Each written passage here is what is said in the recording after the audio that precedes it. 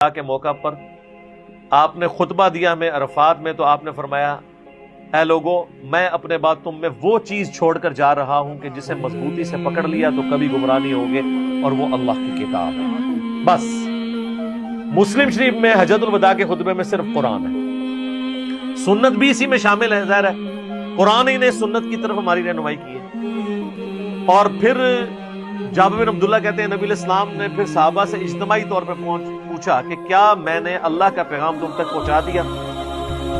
تمام نے کہا یا رسول اللہ پہنچا دیا، بلکہ آپ نے ہماری پہنچانے کا حق ادا کیا، آپ نے ہماری خیر خواہی فرمائی اس معاملے میں۔ تو آپ نے 3 دفعہ یہ انگلی اٹھائی اور